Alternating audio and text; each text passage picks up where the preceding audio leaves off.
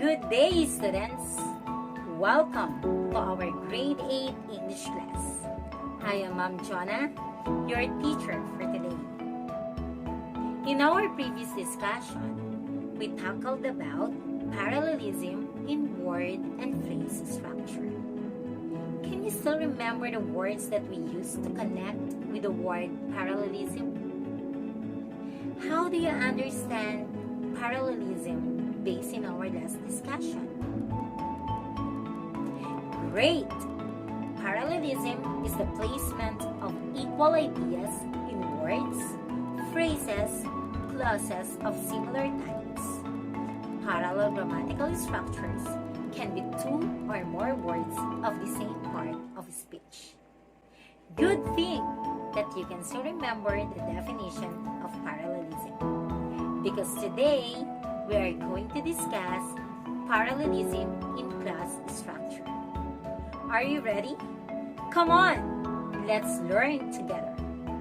But before we proceed to our discussion, let us first identify our learning competencies. Under the milk, we have use parallel structures. And under the learning objectives, at the end of the lesson, students should be able to first, distinguish clauses used to construct parallelism in sentences. Second, identify the correct parallel structure in a series of clauses. And lastly, construct sentences using correct parallelism. After knowing the learning competencies of this lesson, obviously that our topic is all about parallelism in class structure. Yes, you've heard it right, because clauses can also be used to make parallel structures. In this case, remember that you must use full clause structure. Subject plus verb plus objects, and that the subjects of both clauses will be the same. This causes the verb conjugation to remain the same in both clauses. There are two types of clauses. What are those? First, the independent clause. Second, the dependent clause. So, what is the difference between the two? When we say independent clause, it is a type of clause that composed of group of words with a subject and verb. And usually, it has a complete fact. On the other hand, when we talk about dependent clause, it is a group of words that cannot stand by itself. And now, let us discuss the kinds of dependent clause. The first kind of dependent clause is the noun clause. So, what is a noun clause? A noun clause is a clause that functions like a noun in the sentence. Remember that a noun names a person, place, thing, or idea. Nouns can function as subjects, direct objects, indirect objects, object of the preposition, and predicate nominatives. In our example here, she said that she was having fun, but not that she was meeting people. In this example, the group of words that she was having fun, that she was meeting people, are the noun clause, and it functions as direct objects. Why? Because it answers the question, what? She said what? That she was having fun, but not that she was meeting people. Another kind of dependent clause is adjective clause. And did you know that adjective clause is also known as relative pronoun? Yes, you've heard it right. An adjective clause is a dependent clause that works to describe a noun in a sentence.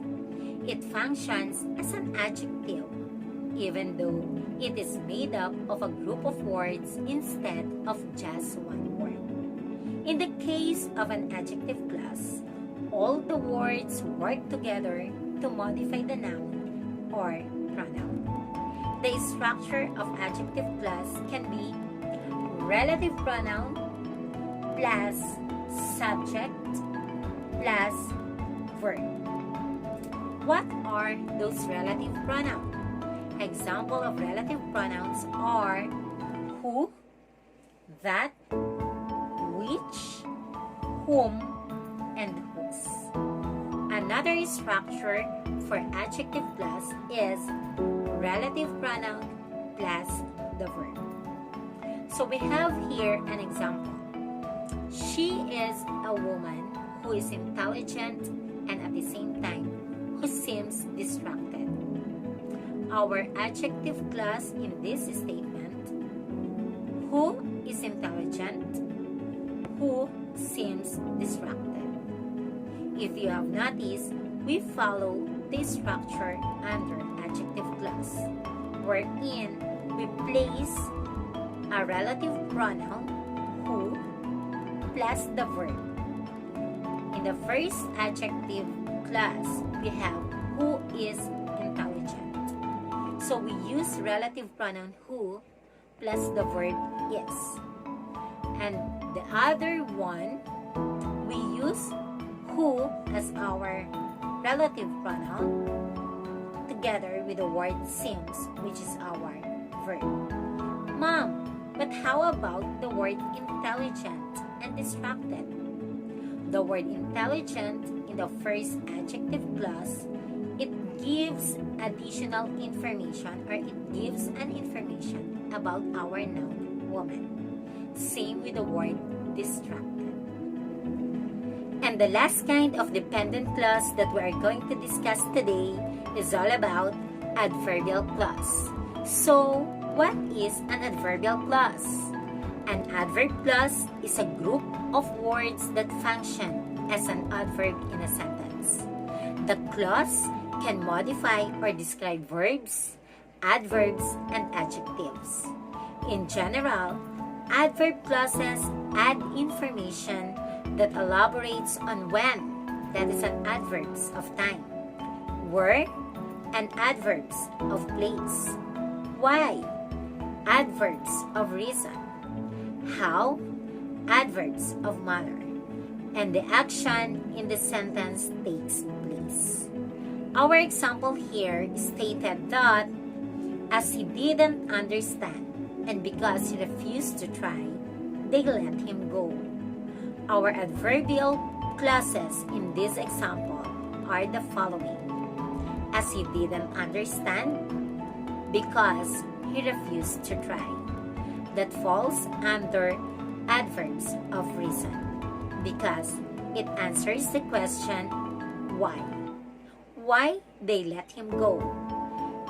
As he didn't understand and because he refused to try. That ends our discussion about parallelism in clause structure. Kindly try your best to answer the 5 items exercise that follows. What are you going to do is simply read the question carefully and then choose the best letter for your answer. You may chat or type your answer in the comment box below. Just give your best.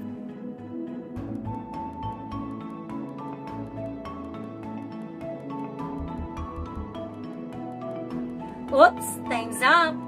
Here is a quick correction for the answers. So, what is your score? Awesome! It seems that you really understand our lesson for today. Goodbye everyone and see you next time. Once again, this is Mom Jonah saying, keep believing in yourself and keep on trying. Goodbye!